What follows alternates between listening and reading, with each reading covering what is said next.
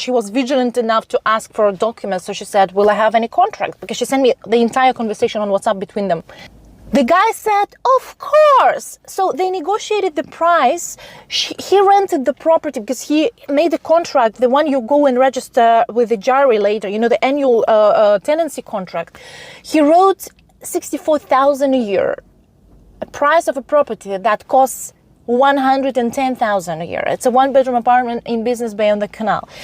But this is nothing in comparison to what happened next. Apparently, he had the title deed and my Emirates ID, though I never shared it with him.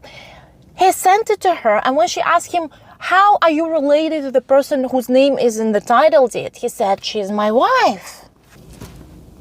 She transferred that scam back 12,000 dirham. 5,000 a month to 2 months rent and 2K deposit. You know, my case, I'm so lucky, I swear, because she vacated. She said, give me a couple of hours, I will pick up my things, you know, and go check in the hotel, because she came here for 2 months.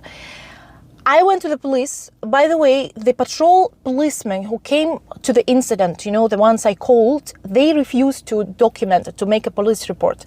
So I wrote it later, I made a complaint to the police headquarters, and I recommend everybody do that, because this is a very common practice, as I understood, among the police officers, those who come for incident. They must document the incident, what happened, because it will make things somehow easier, and it will help you, you know, it will save a bunch of time for you when you will go to the police and raise the case. I spent 3 hours in the police because they told me to go to, attention, rental dispute center. I've never had a rental relationship with that person. I don't even know who this is.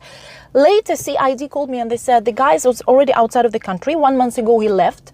He was working for one of the well-known developers. It's not the top, like, tier 1 developer, but it's quite notorious here in Dubai. So the guy's outside of the country.